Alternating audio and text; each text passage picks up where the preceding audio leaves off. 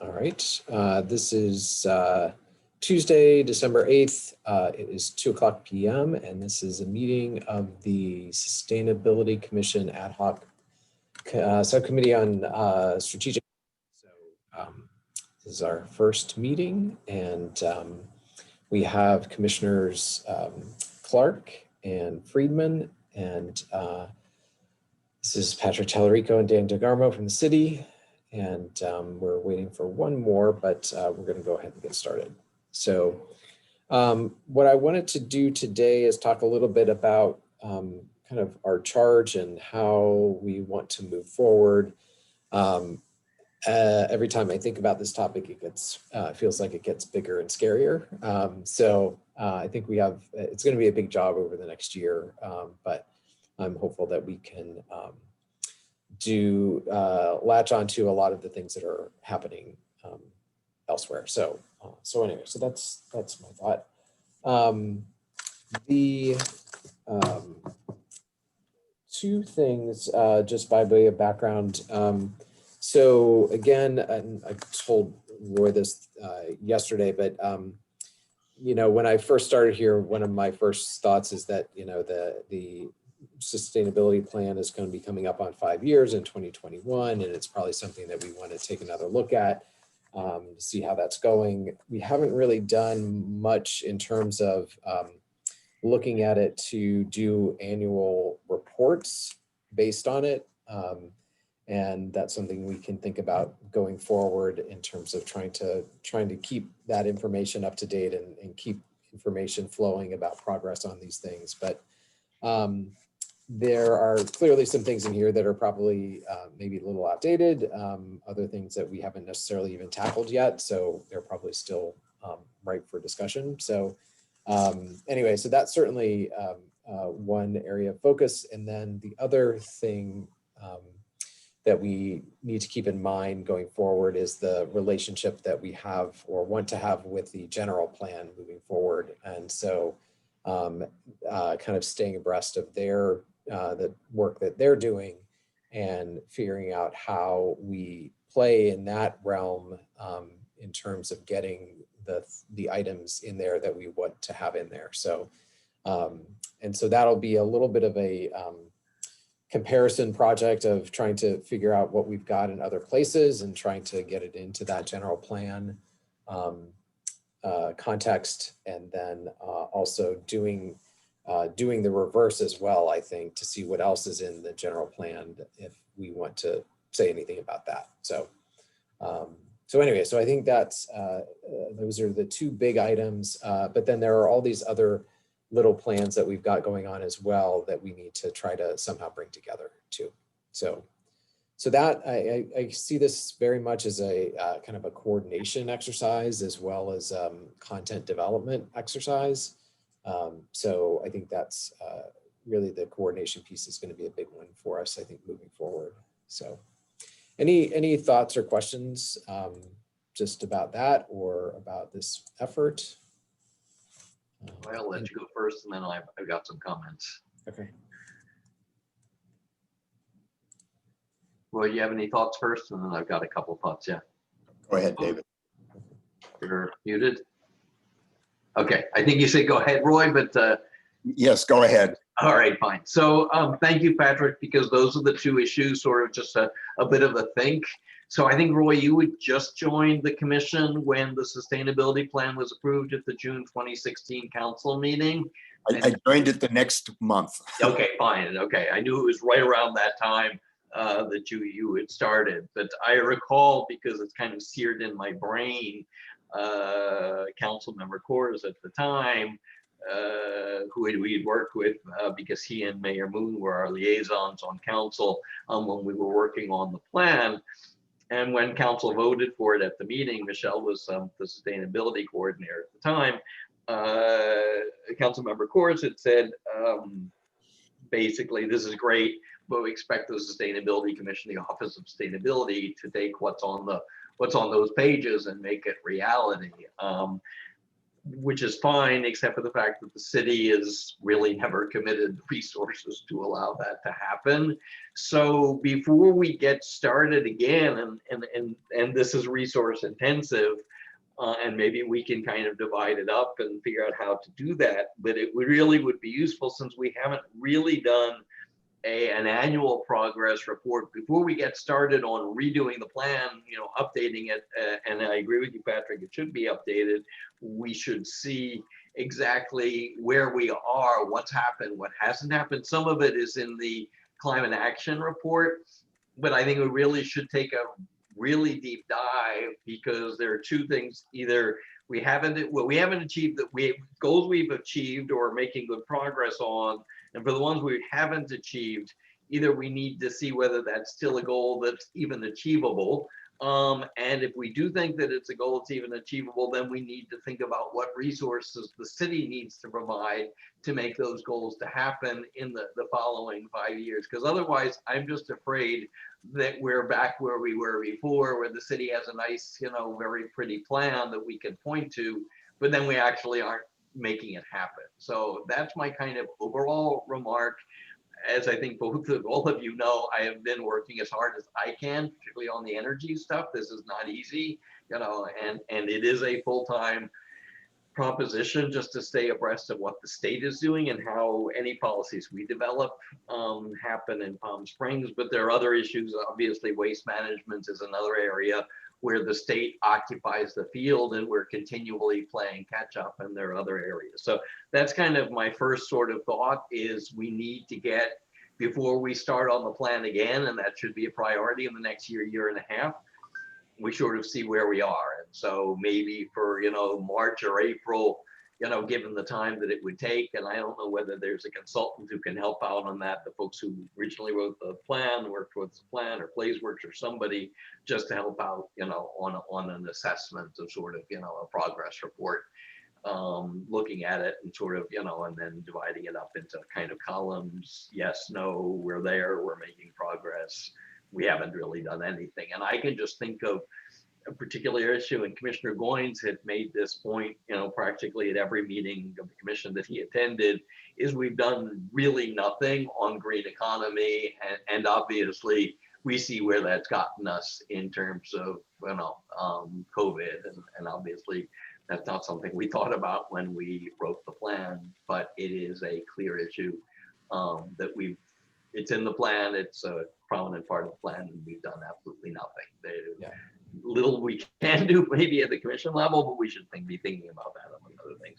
And then second is that, Patrick, once again, as you mentioned, is figuring out where we fit in with the general plan update and how we can be productive in that process, and making sure, particularly once council approves the vision statement, I know they're getting stakeholder resources, that we can have a proactive, role with the, working with Commissioner Baker and the other members of the General Plan Steering Committee on really the details, to make sure that at least at a higher level, whatever we put in the sustainability plan and the general plan are, fully integrated. And I guess the general plan being for 20 years should be high level goals, and the sustainability plan update should be, more, things we can do in the next 5 years, a little bit more, deep dive and detail on some of those issues.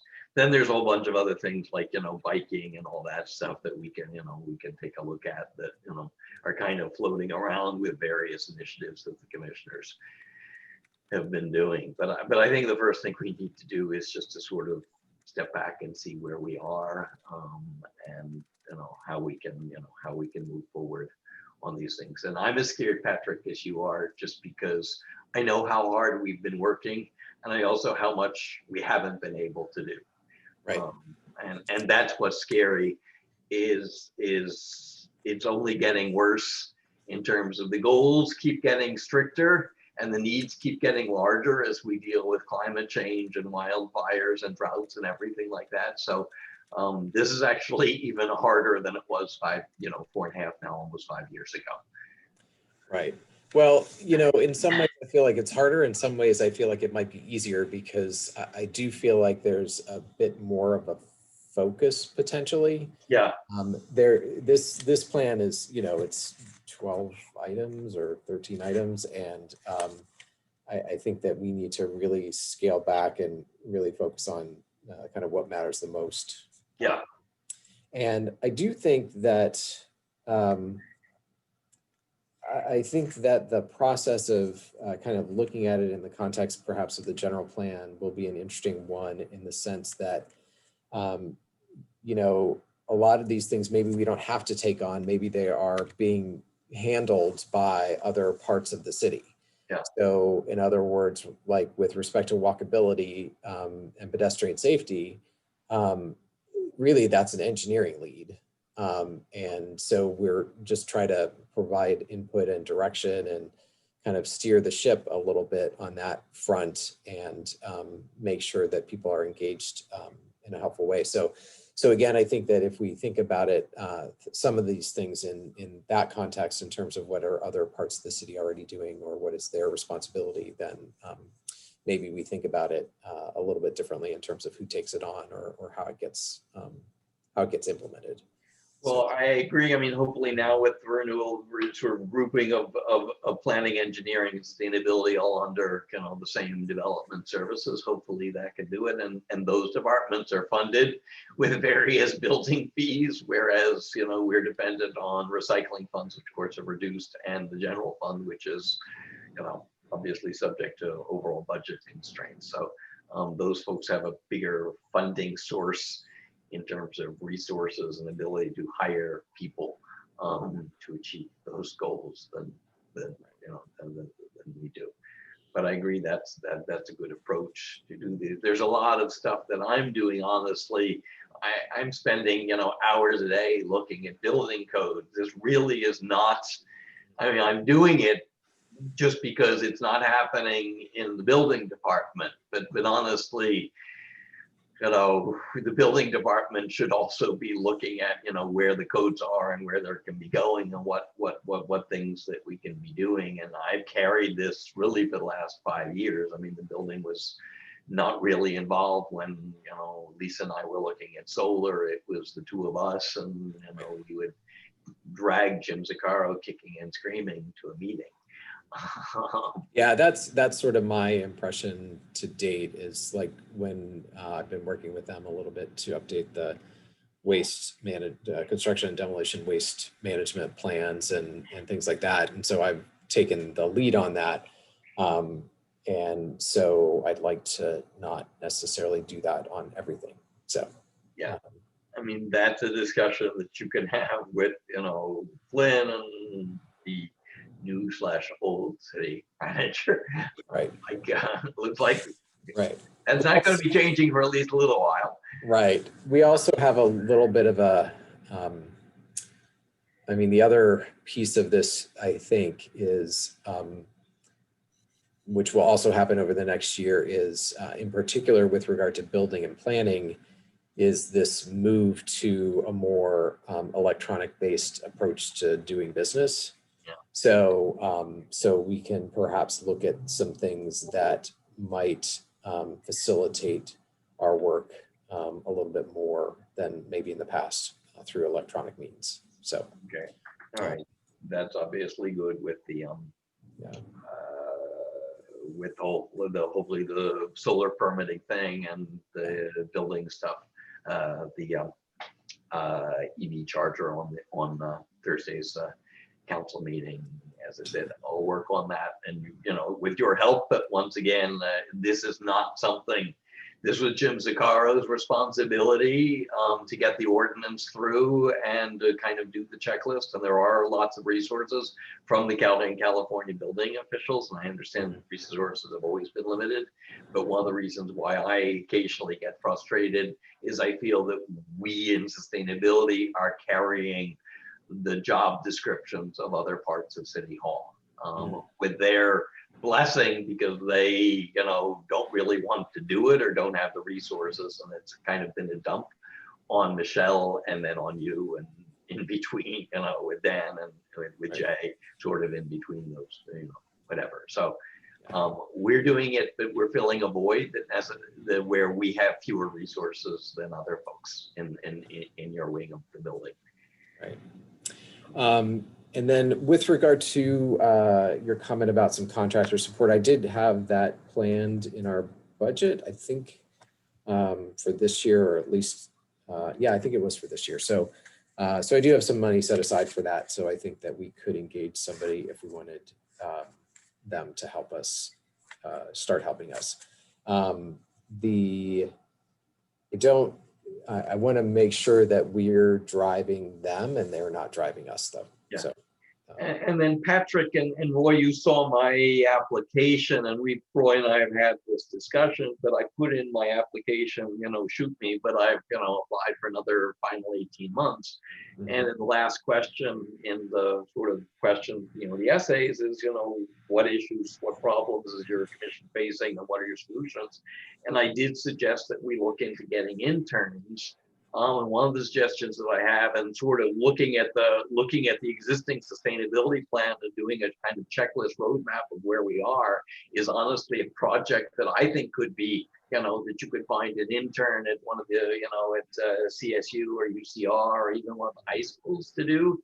And on a longer term basis, and Patrick, I'm happy to sort of follow up, but look at getting a Civic Sparks intern, because CVAG, I don't know what you've heard from E&E, from Katie, but they do have a Civic Sparks intern for, for this year. And, I'm not sure what the process is, but maybe we should try and get that in order to get a Civic Sparks intern for the, 21, 22 kind of, season. I'm happy to look at that or work with Katie and find out how she did it, but they do have one at CVAG, I guess, dedicated to, energy and environment community issues. And Dan, have we had many interns in the past? I don't know that I've heard anybody talk about interns here. No, we've never really had an intern since I've been here. We had a couple of student representatives on the commission, but they really didn't do much but show up to a few meetings. Right. Well, it's just that there's so much, and hear this from the Energy Commission comments, both the written ones and then during the workshops. There's so many young people who are really, really dedicated to this cause, and the various, UC/CSU, schools have tons of programs. And so I think there is a, and particularly Katie can help us find, with her husband, who's a professor, in the, environmental biological side at UCR. So, that would be, a good place to start. I'm happy to follow up with Katie if you would like, but it's just, resources, what's scary once again is goals and objectives that we all want to achieve and limited resources to achieve them. Thing that we have, one tool that we have to do some of what we've been talking about, evaluating where we are and so forth, is the implementation matrix that was generated. I'd forgotten about it until today, and I found it in my files, but it's a color-coded Excel file that shows who's responsible for every item, the time frame, immediate, ongoing, far out, long-term, key partners. It's dated 7/19/2016, and it probably hasn't been updated since then, but it does exist, so it might be a good starting point for doing an evaluation. And I also, I thumbed through the plan earlier today, and there's a lot of things that it just doesn't make sense to have in there. They're not that important, and we certainly don't have the resources to take care of them, at least right now. And those are the things that, as I said, we should do an initial assessment and boot either completely or, direct to some other department.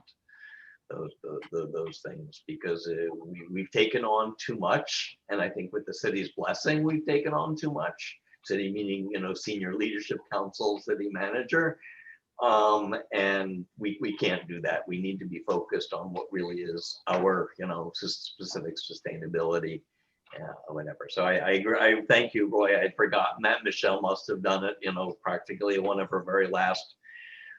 I don't want to think too much about that, but that was, right before I think she left the city. So that's a good tool. So Yeah, it was pretty around that time. Yeah. So Roy, that's different from the report card, huh? Because that's, I think so. I can send it now if you'd like. I just sent it to you, Patrick. Okay, great. So yeah, so that might be, yeah, that would be a great thing to use as a tool to help us do that. And I think in 2017 and 18, when we had a ad hoc budget committee, Yeah. John Goins was part of that along with me. And we referred to the implementation plan quite a bit to try to set priorities, but we didn't get very far with it. Right. Okay. All right. Well, that's something we can take a look at again. I'll get You get it? familiar with it. And like here's a really good one under community health and wellness, designing 3 new 5K city paths.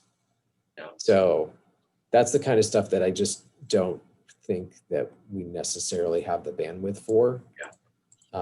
There are just so many more pressing things here in the near future. So There'd be a lot of hoops to jump through to do that. right. 3 new partners for the mayor's 5K race. Well, that's sort of outdated. So yeah. So I have my bottle. yeah, I think we could go through this pretty quickly to figure out where things are. But I agree. I think that's probably a good first step in terms of, and that'll be a helpful tool to organize that thinking around what still matters. Yeah, I think if you can get that, whether internally or an intern or whatever, but get that done for, February, March commission meeting, and maybe even have a study session. Maybe it's useful to have so that we don't, use a regular monthly meeting, but create a special study session maybe in February, early March. Right. So we can actually do that and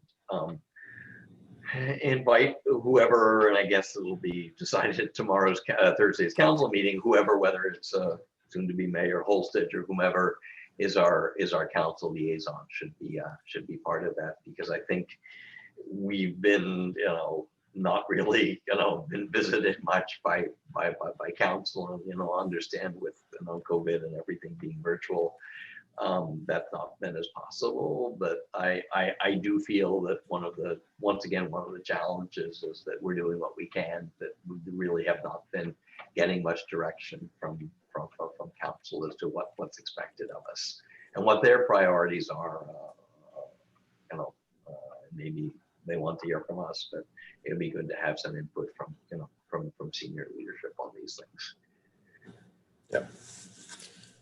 And since we'll be getting a new city manager too, I think it will be helpful to have something when they're on board, but also it'll be interesting to get a sense from them about their priorities. So yeah, whether that happens, right. sooner rather than later, we'll see what happens on that. Right. I expected the what's on the agenda for Thursday to be there, just because it's a useful tool in these issues to keep on the interim. The city managers and DHS did exactly the same thing a couple of months ago, so I was expecting that to happen here as well. Yeah. No surprise there for me. Those are really, as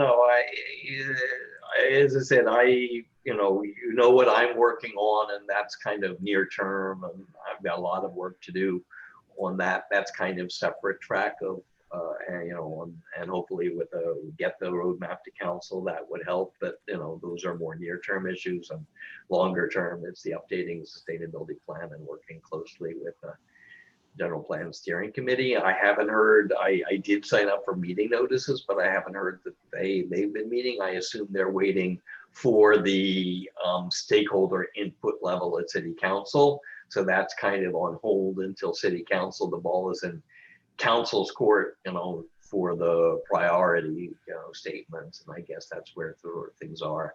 And the details are kind of suspended until that happens. Yeah, I think you're right. I think they just had the last Main Street meeting was dedicated to that. So, and that was just last week. So I imagine they're still gathering input. So, Okay, so that gives us but, a little more time. But I do think that maybe that provides a little bit of a structure for us in terms of prioritizing some of our actions, because I feel I don't want to be caught kind of flat-footed whenever they're ready to go on their various topics. So I think maybe starting with the things that are most relevant to the work that they are planning to do in the near future probably makes some sense in terms of. You can cross-check sort of our rewrite on the assumption that our rewrite of the priorities will make it through council. You can cross that in the sustainability plan, and then sort of we should focus on those first. GHG emissions is, something that you have language that I stole from a copy from Ventura County, but that's obviously something that's probably one of the areas that between your inventory and the work that I'm doing and the work you and Rob are doing on waste reduction, that's probably the area where we can, we've actually made at least the most progress, if not necessarily on measures, but at least on, research and things that, we can be doing. But so that maybe is a good place to start so that we, prioritize those, because if it's in the general plan, then obviously it should be, reflected in the sustainability plan at, several detail levels down. But those are the things that we should be doing. Yeah. Okay.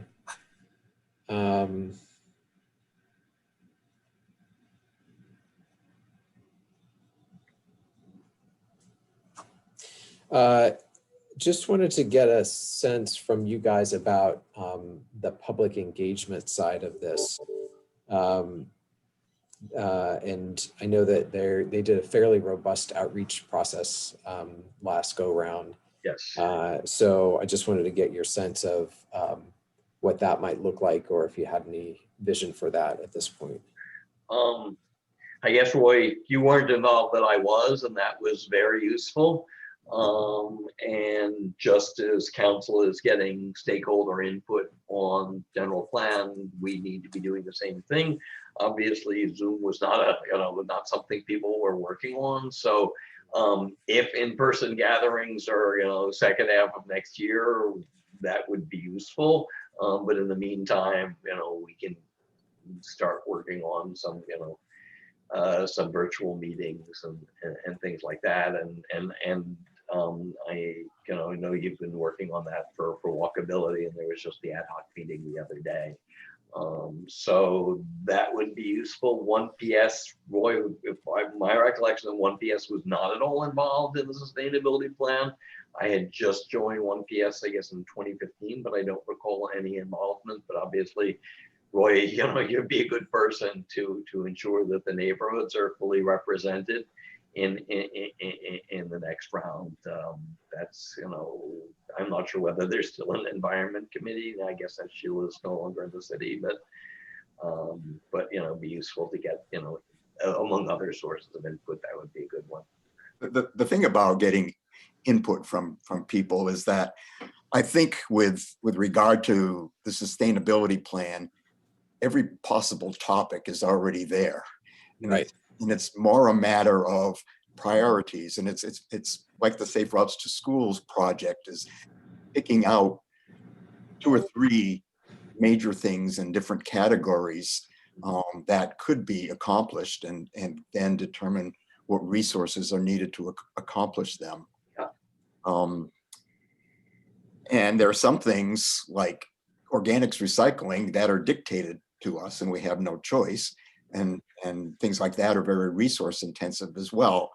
I know the council was big on, getting people's input on things.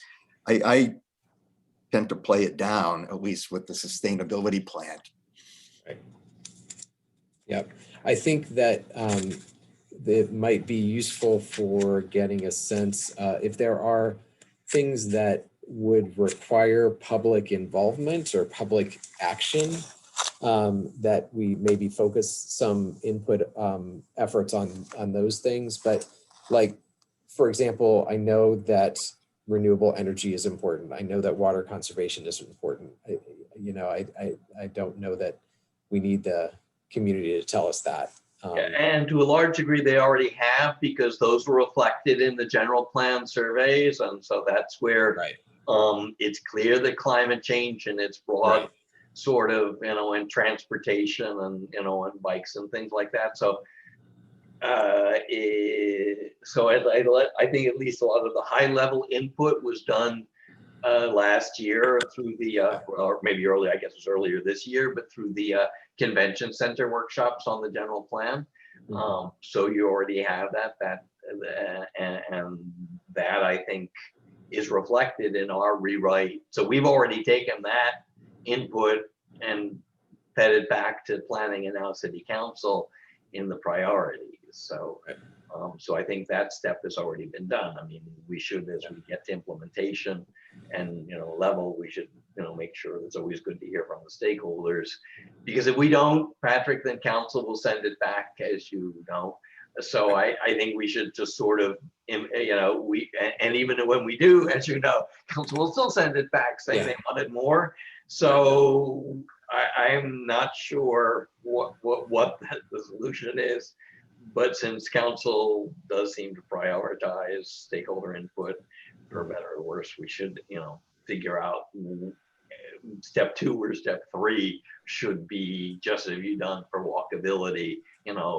What input do we want and how do we get it, and who are the stakeholders that we need to convene.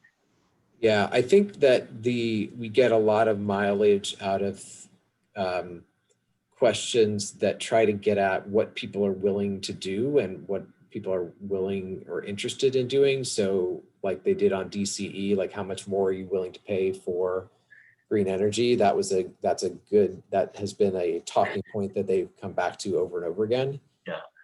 And so to the extent that we get down to that level in terms of actions and activities, it'll be good to have that kind of specific input so that we can kind of provide that feedback when we move things forward. And that process was used also for the downtown park. That's another, there was a survey specifically. Right. What I recall is that there were like a couple of workshops that we as Clementi Hale had. And then after one of the workshops, they sent out a survey and they said they got more responses from Palm Springs than in any other city that they had ever worked with. And particularly these days when people don't have too many places to go, I think if you give a survey, you will get a fairly good response rate. Obviously, the survey questions have to be designed to be useful. But I think that would be, when we get down to the level of options, that would be a good time to get a survey saying which of these would you prefer, what your ranking 1, 2, 3, 4 kind of thing. That would be helpful input. And we can have a workshop and then do, whether it's virtual or depending on the timing in person, we can have a workshop to present it. And that's basically what the Energy Commission has been doing. I just spent 4 hours where they, present various options. They raise a couple of questions, then they just ask for comments, saying this is what we're thinking, etc. So I think that's a useful process. Okay. So why don't we, let me just run through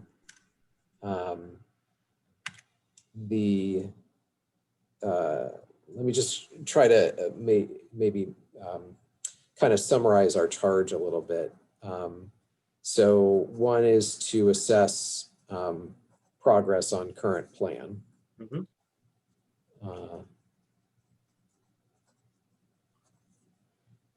Second thing is assess general plan elements and opportunities for engagement. Yep.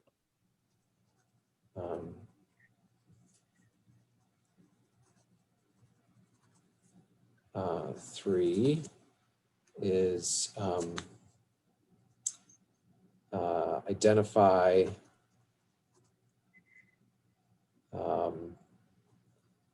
topics to, I'm going to say disposition of topics. So that would be either to keep, transfer, or get rid of. Got it. Yep, definitely. And then the fourth thing is, I think, engagement. And so that would be whether it's, I think it's probably a tiered thing. So commission, council, public, experts maybe. Yep. And then,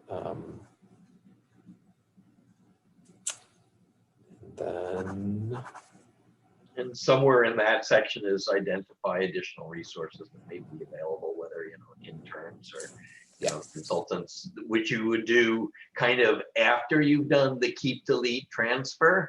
Yeah. And so we say, this is what's still on our plate, you know, what's for the ones that we're keeping. mhm. Where could we use additional resources, you know, experts, you know, consultants, interns, you know, commission staff and, you know, commissioners kind of thing. But I think that would probably be a step kind of in the middle after we've done the sort of keep, delete, or transfer. All right, that's good. And then in terms of other planning processes that are underway, so we've got the general plan update, and that is the circulation element. It's the land use. And then what's the other one that they're working on? I checked. I don't think they have to do an environmental justice element because I looked at the criteria and I don't think we do have the statutorily defined disadvantaged communities. You can ask if they're doing it on a voluntary basis, and even if they're not doing it mandatorily, I think that would be useful to sort of make sure that that's something that I think we can be, and I'm getting a lot of, you know, input on all these workshops, but I think that may be an area that where we can be helpful, even if it's not required, that we can reflect on those issues and make sure that whatever comes through in the plan, general plan, whether statutorily required or not, does reflect environmental justice. Roy, you've mentioned it, and that's why I suggested that we had some folks from the folks from the East Valley, Leslie Figueroa and Rebecca Zigarosa, I think is her name. She actually just had a column in the Desert Sun a few days ago. Yeah. I have contacted them, but I haven't received a reply. Great, thank you. I'd love to hear from them. So Yeah, that's something that we can take on now. I looked into environmental justice for something else a few months back, and it's extremely difficult to determine if there is anything around here or not. Mhm. The criteria vary from website to website, and so it's like it is, but it isn't. Mhm. The challenge, Daniel, and I think that's exactly what you looked at, is that there are a whole bunch of different statutes. Each one of them there's like AB 1515, and so that requires Cal EnviroScreen, but we're not there. But there are different ones that look at 80% below average medium income, and we do have those, and we have census tract, and those criteria were used to inform the food desert overlay zone. So some things we won't necessarily sort of qualify for, and in particular some of the areas where there's state resources available, and regrettably I don't think we qualify for those. But there are other issues that it's, you know, in a broader sense, you know, I think we know what neighborhoods there though we're talking about, and as largely council has determined those.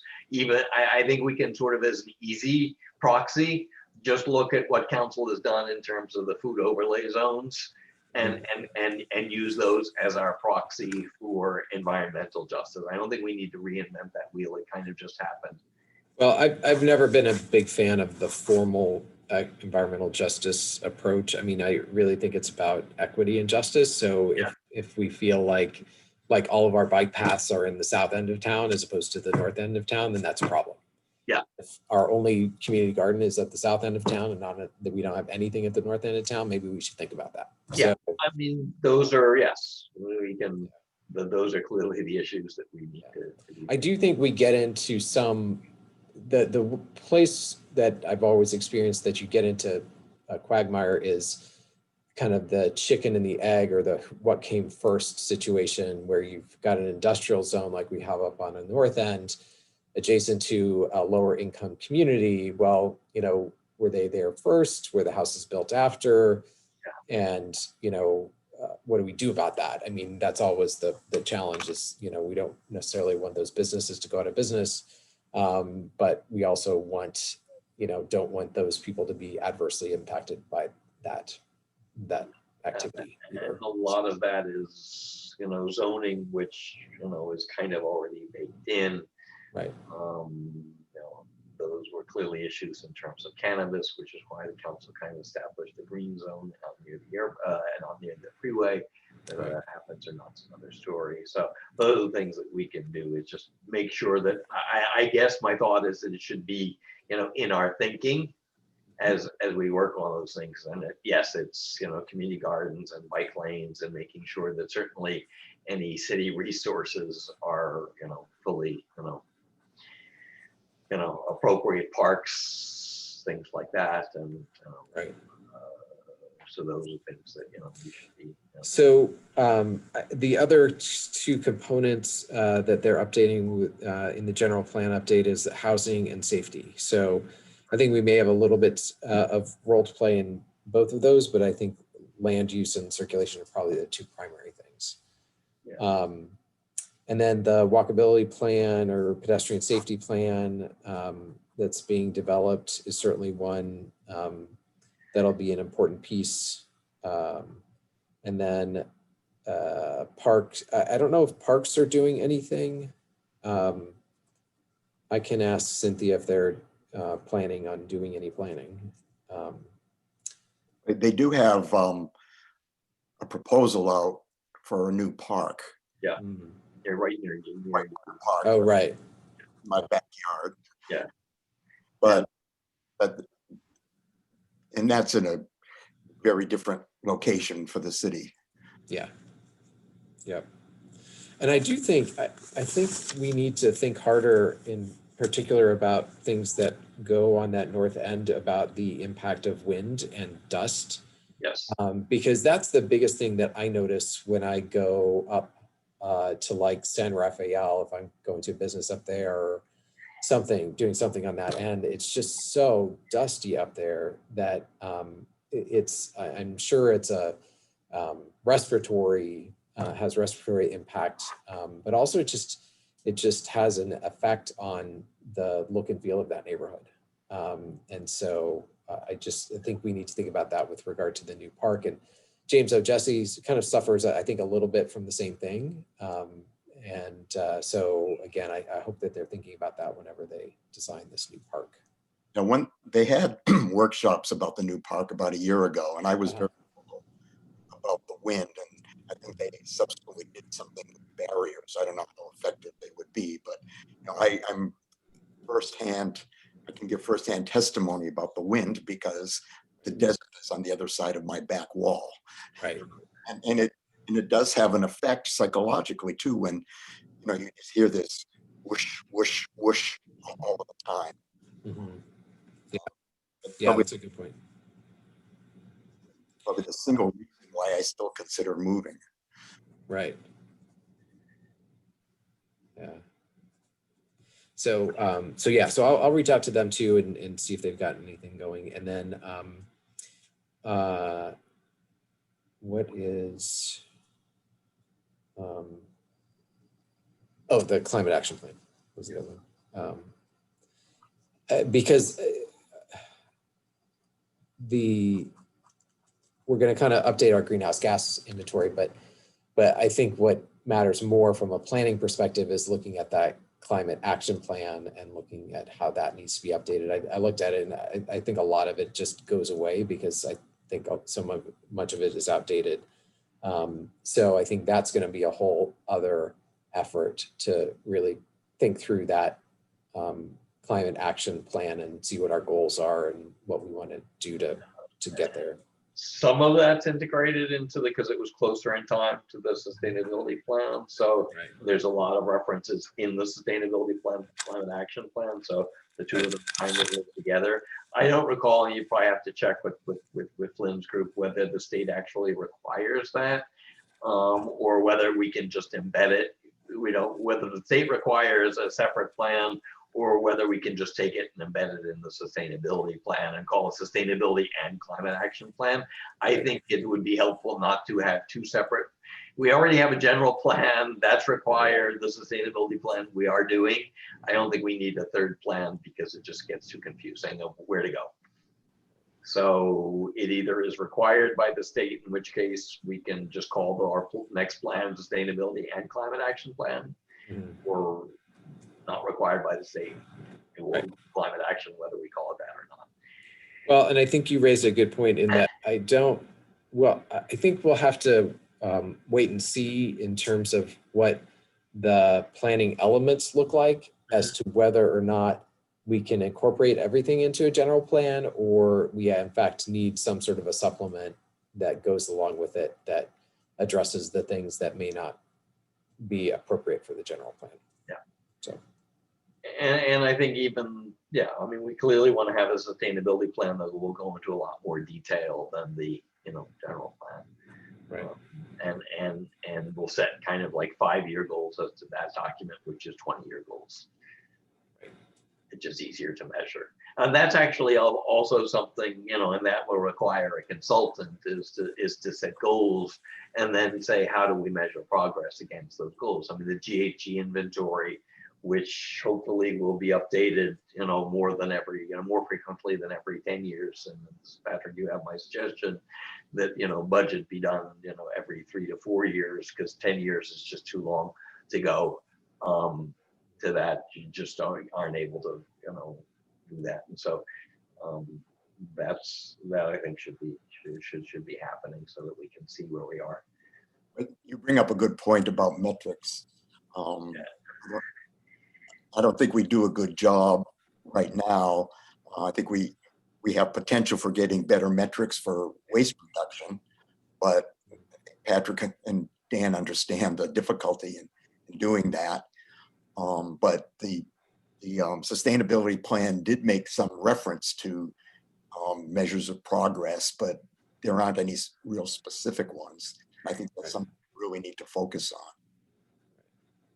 I mean, we have the state goals on GHG, and that will help with the inventory, and that's why these should be updated more frequently, because the next major state goal is 2030, and we can't wait between 20 and 2030 and then find out that, oh, sorry, we didn't get to it. Right. That's a case where there's a process for doing that. Yeah. Doing the calculation. Yeah. But some of the others, whatever. But that's, that's the kind of thing that we should, that's, I think, the level of detail that we should have in the sustainability plan, where we set specific, hopefully achievable goals. Because once again, the frustration is that, 2016 sustainability plan had a lofty, we should do this, and, mom and apple pie kind of things. And, right. But yeah. I guess more reduced scope and more realistic is kind of. Yes, less is more. Less is more. Yeah.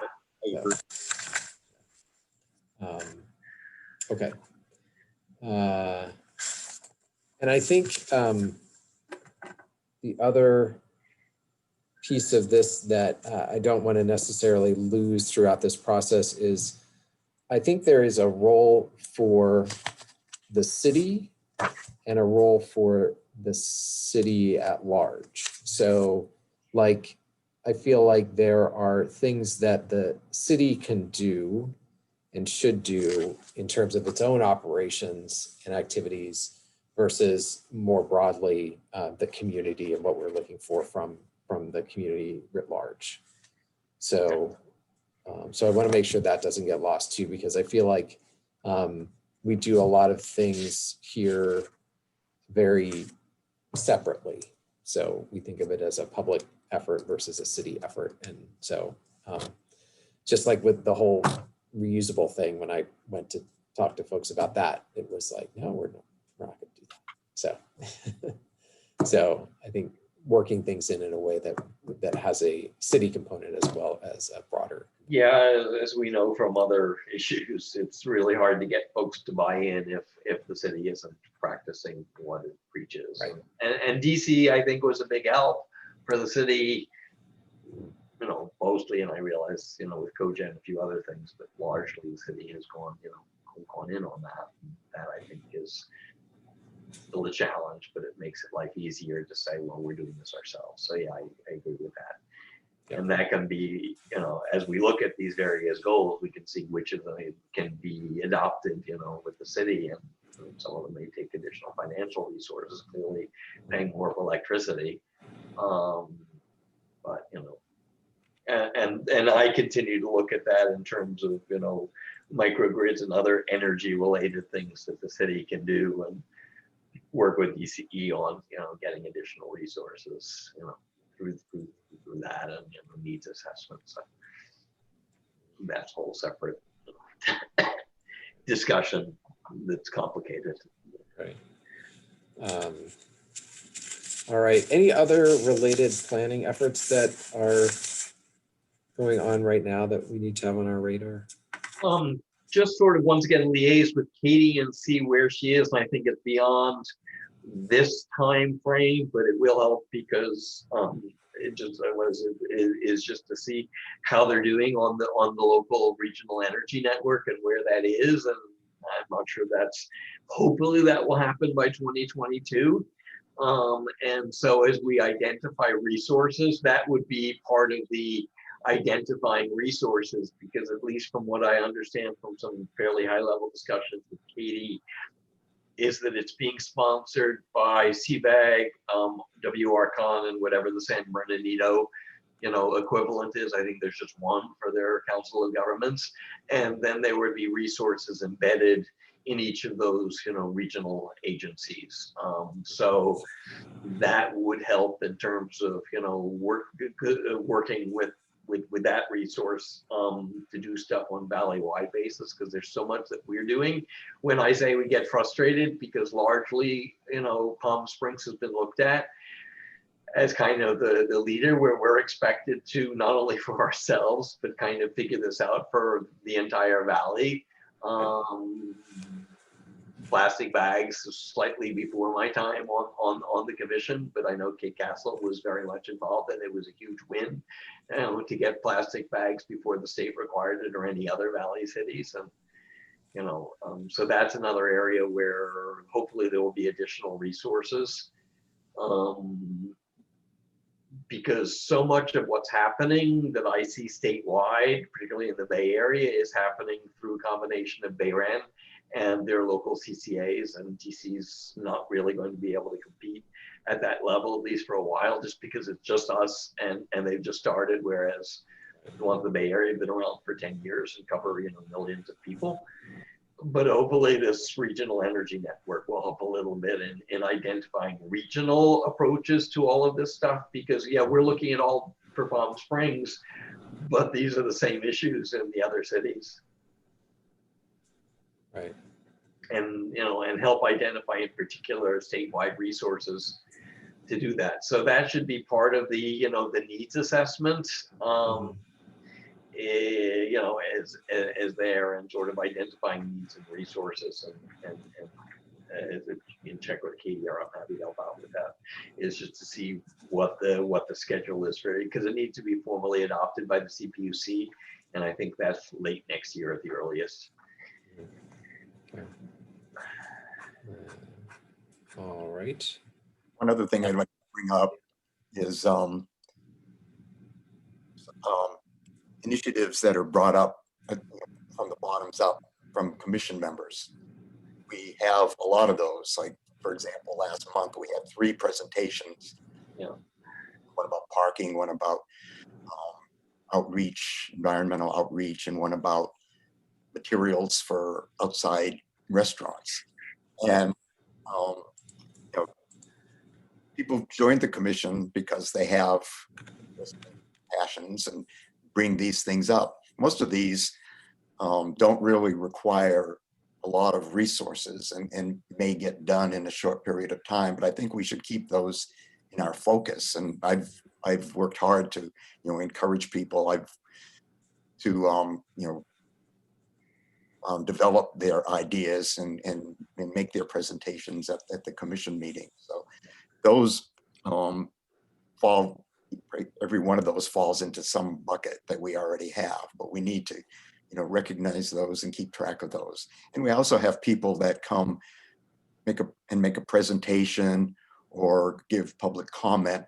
And as much as possible, we listen and try to do something. I think there was one example was, and we did pursue it there was some kind of a native plant that was invasive. And oh yeah, the fountain grass or something. Oh, fountain like grass, that. yeah. Yes. we did talk to Stacy about what the city might be able to do about it, but it became clear that it was just too resource intensive to do anything. It's not something that ordinary citizens could have done themselves.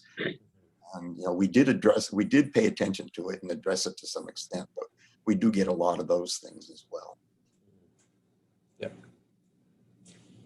Yeah, I agree. And I think there are a couple of those that might turn into something bigger, like if the night sky stuff gets any traction, that would be a big deal to do in the city.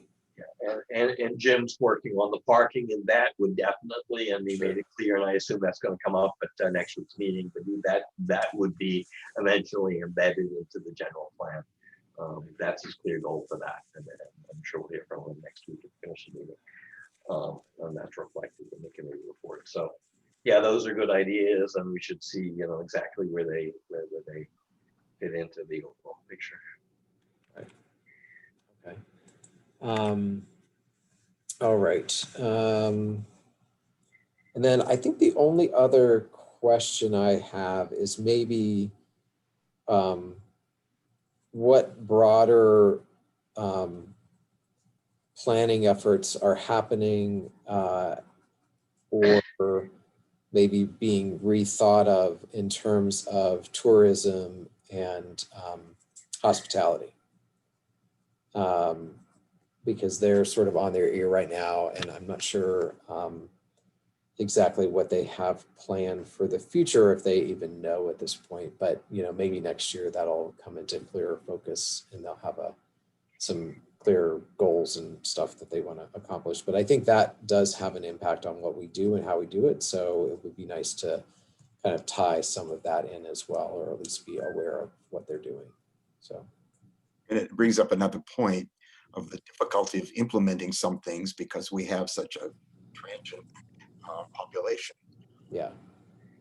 Yep. And it also raises, once again, the issues of the green economy, because we sort of focus on ecotourism and getting people outside, hiking, biking, riding bikes, things like that. And that's a discussion with the larger economic development folks that I think is way beyond, what we can do.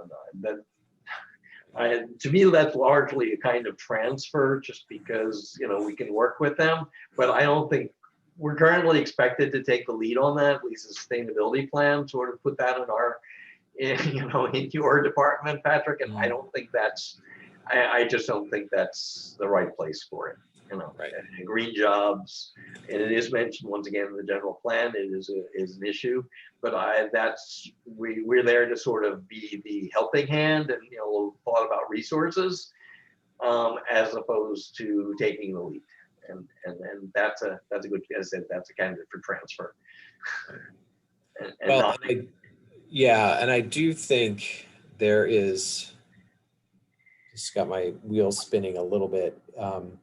It's almost like we need a sustainability liaison in each one of these departments. So like if we had somebody in economic development that was focused on green jobs, we can interact with them and answer questions and get reports and all that kind of stuff, but it wouldn't necessarily be in our lap to do. So, Well, I'm spending a lot of time, and I need to see the slides, but from today, but I read on planning tomorrow is the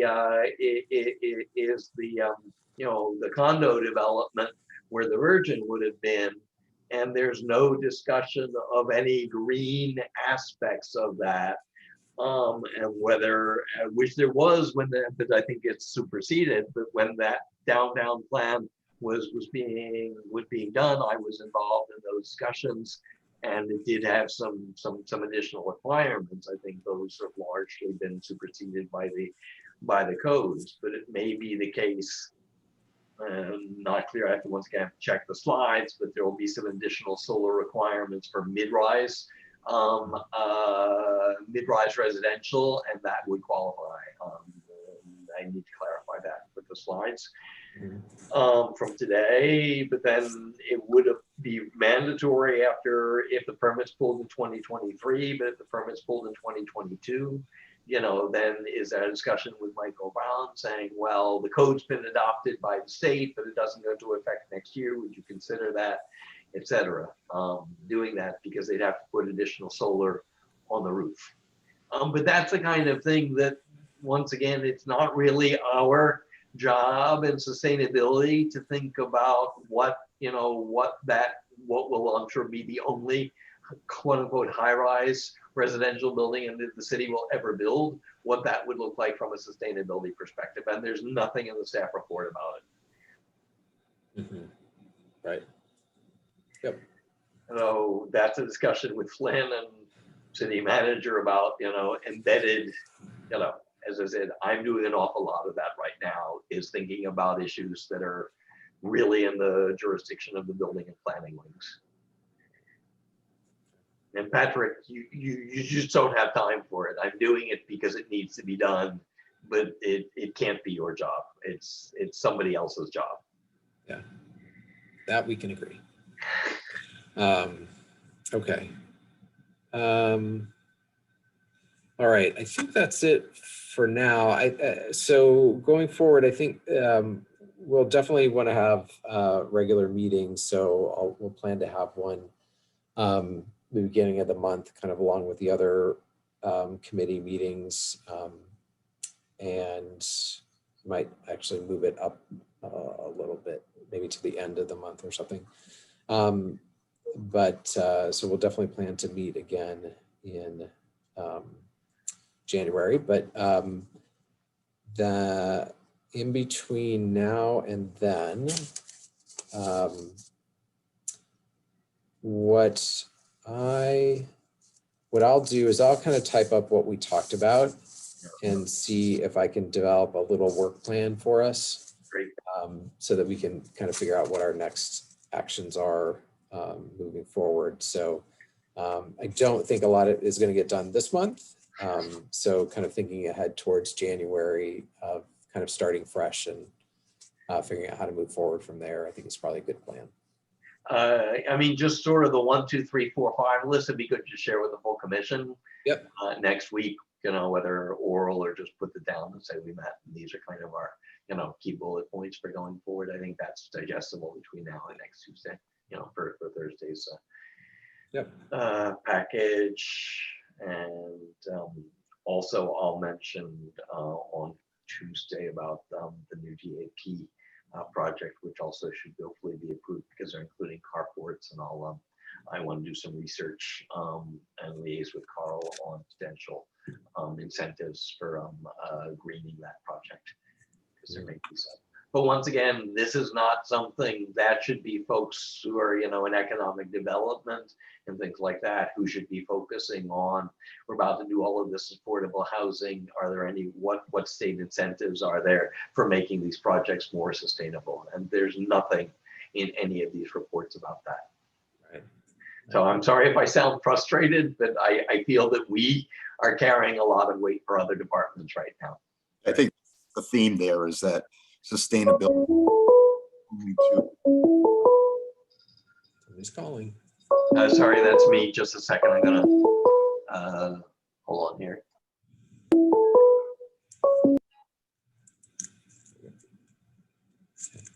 So what were you saying?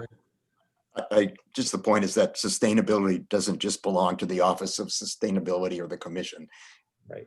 Every department has some stake in it, and that message needs to be clearer, maybe through specific actions and requests. Mhm. Right. Yeah, I agree.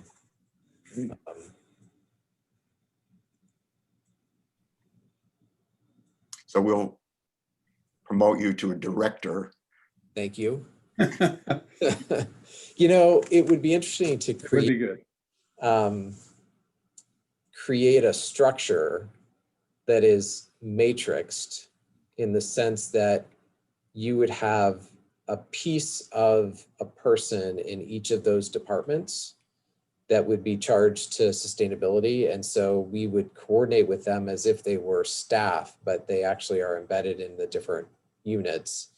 And their job was to kind of keep their eyes peeled for things like this and to engage when necessary.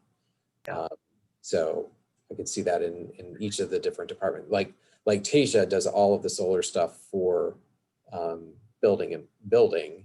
So she might be a logical person to work with, to expand to C&D and that kind of thing, to just say, okay, you're going to be our liaison for this, and you're going to help us with the stuff that comes through for that topic, so that you guys are implementing it, but we're coordinating it. Sorry, I think that was just a spam call because I didn't recognize the number. Will she also be involved in the EV permits, because the kind of general framework is not very different between solar and EV? That's a good question. I'm not sure if she handles those two. She might. Okay. So I can ask her. She's actually out until January. So Okay. Speaking of which, you have my draft public comments to just ping me back. yeah, they look good. That's Yeah, okay. they're fine. Yeah, kind of the usual sort of rah-rah. I don't think there's any issues, but it also sort of puts sustainability in front of gets their attention. Right. Good. Comment on the matrix organization. That's what I lived with in the aerospace industry. Right. Programs were responsible for certain products that went to the government, like satellites, but the program offices had people from all disciplines matrixed into them working on those projects. Right. Right. So I think as we move towards this, Christie's vision of having 5 people in sustainability, maybe that's like an interim step in terms of, because I don't want to necessarily keep 5 people busy all the time, but we certainly got lots of things to do. So, but there's enough for 20% of 5 different people in each of these other agencies. Absolutely, yeah. Planning and building and parks and economic development are just 4. Maybe there's probably a 5th, but those are 4 that I can just think of right off the top of my head. Right. So, okay, well, good conversation. All right, so I'll type some stuff up and share it with you guys, and I'll share some. I found a list on the website fastcompany.com. 5 ways to have great conversations. Get out of yourself and make it about the other person. Have you? All right, so I think that's it. And again, I'll try to plan our next meeting in January. And if anything else comes up in the meantime, I will send a note out. So, all right. Thank you very much. Good meeting. All right. Thank you, Patrick. I appreciate you convening. Sorry for the interruption. Sure, no problem. All right. Bye. Bye.